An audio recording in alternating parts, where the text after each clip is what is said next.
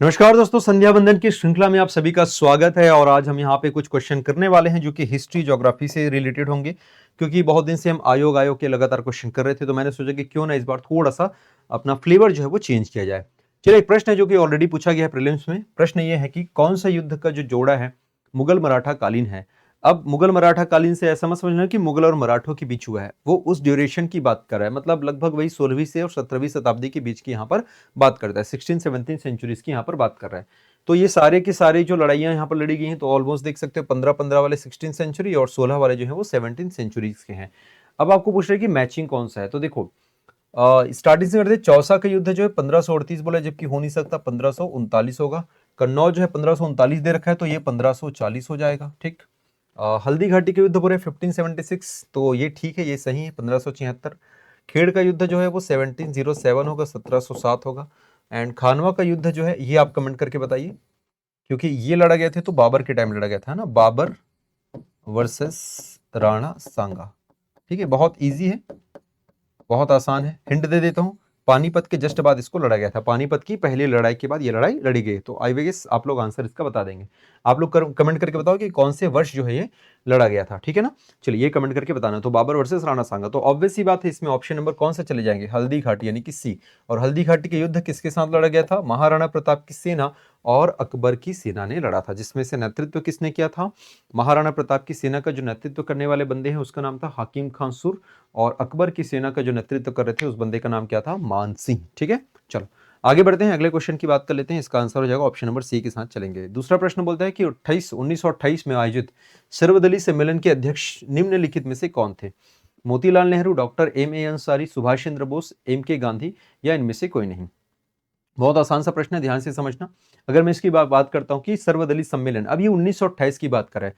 Generally बच्चों को क्या लगता है कि सर इसी दौरान तो आपका नेहरू रिपोर्ट आया था, और नेहरू रिपोर्ट आया था तो मोतीलाल नेहरू ने इसकी अध्यक्षता करी थी, और मोतीलाल नेहरू इसके अध्यक्ष होंगे। लेकिन आप ध्यान से समझना, एक्चुअली क्या होता है ना कि जब जब भी कांग्रेस का क्या बोलना चाहिए, कांग्रेस का जब सम्मेलन होगा या और भी कोई दूसरी चीजें होती है, तो उस समय जो तात्कालीन अध्यक्ष रहता है वही पूरे ड्यूरेशन के लिए अध्यक्ष होगा। मतलब आप ऐसे समझो ना जी, अगर मैंने किसी को पीएम चुना, तो जिस दिन मैं पीएम चुन रहा हूं तो वो अब अगले 5 साल के लिए पीएम होने वाला है।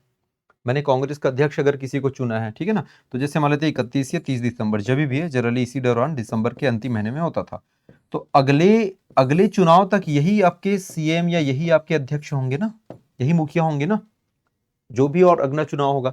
तो लास्ट जो हुआ था 1927, ध्यान से समझना, दिसंबर 1927 में जो हुआ था, दिसंबर 1927 में, उसमें थे एम अंसारी, या ए एम अंसारी होगा ना, है क्या, डॉक्टर एम ए अंसारी, हाँ, एम ए अंसारी।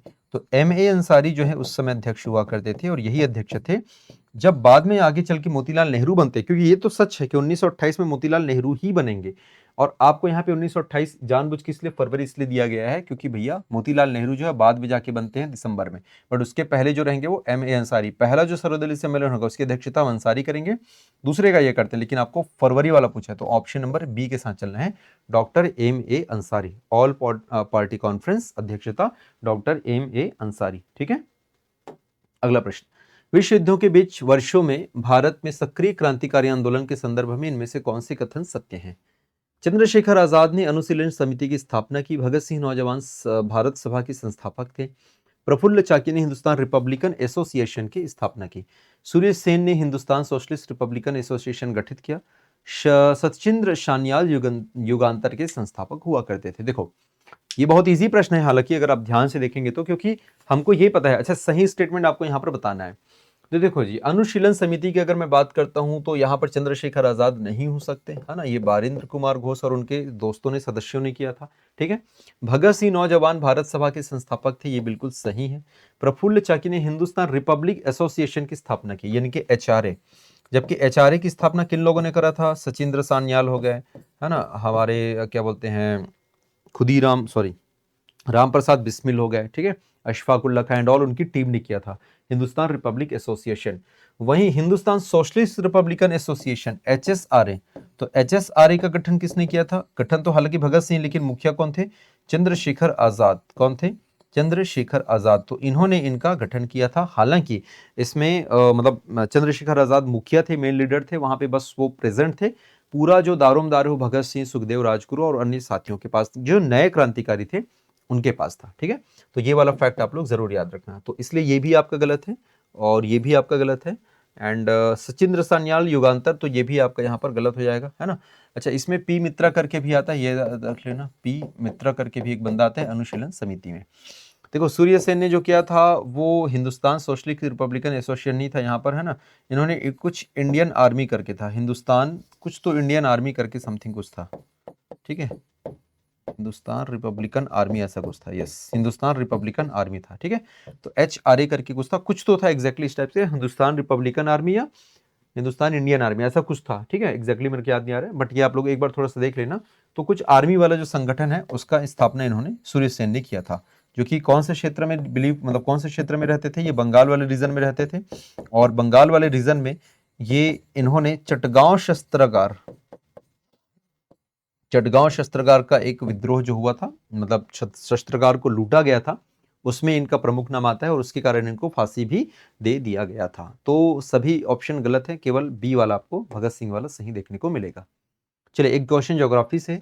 जूट एक रबी फसल है। जूट की फसल के उच्च तापमान सहित आर्द्र जलवायु की जरूरत पड़ती है।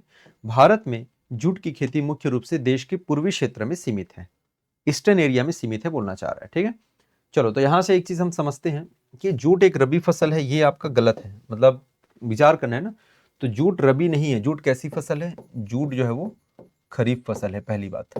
दूसरा, जूट की फसल के लिए उच्च तापमान सहित आर्द्र जलवायु की जरूरत पड़ती है। हाँ, ये बिल्कुल सही है, तापमान चाहिए, जलवायु ऊपर चाहिए होता है। जूट की खेती मुख्य रूप से देश के पूर्वी क्षेत्र में सीमित है, ये भी सही है, पूर्वी क्षेत्र तक सीमित है। कितने कथन आपने बतानी है, सही कथन। तो पहला आपका गलत है क्योंकि खरीफ है। 2 और 3 कहां पर है, 2 और 3 ये यहाँ रहा, ओनली 2 एंड 3 आर करेक्ट। 2 और 3 क्या है आपके, सही है। फसल और उसके सर्व प्रमुख उत्पादक राज्य के निम्नलिखित युग में कौन सा सही नहीं है। अगेन आपको गलत कथन बताना है, कौन सा गलत नहीं है। चावल पश्चिम बंगाल, गेहूं यूपी, कपास गुजरात, राई सरसों राजस्थान। तो देखो, अगर मैं चावल की मैं बात करता हूँ, है ना, चावल की, ये मैराथन में भी हमने आज किया हुआ इस क्वेश्चन को। तो चावल जो है ये आपका कहां पर मिलेगा, तेलंगाना मिलेगा, चावल का तेलंगाना हो जाएगा। ठीक है, कपास गुजरात ओके है, इसको तो हटाई दो आप। गेहूं यूपी ओके है और सरसों का राजस्थान ओके है। बहुत सारा और डिटेल ने आपको बताया गया है। तो आज का जो मैराथन हुआ था, आप उस मैराथन वाला सेशन को देखिए, उसमें वो सारी चीज़ें, जिन्होंने देखा है बहुत अच्छी बात है, जिन्होंने नहीं देखा उनके लिए आप उस सेशन को देखिए, उसमें वो सारी चीज़ें आपको यहाँ पर बता दी गई है। जो प्रश्न मैंने पूछा था उसका जवाब आपको देना है। क्वेश्चन क्या था कि भाई ये जो युद्ध लड़ा गया था, कौन से युद्ध की हमने बात करी थी, यहाँ पर आ जाएंगे। खानवा का युद्ध कौन से वर्ष लड़ा गया था, किसके किसके बीच, तो ये मैंने बता दिया है। कौन से वर्ष लड़ गया था, आपको कमेंट करके बताना है। ठीक है, चलिए, तो बने रहे हमारे साथ। जय हिंद, जय जोहार, जय छत्तीसगढ़।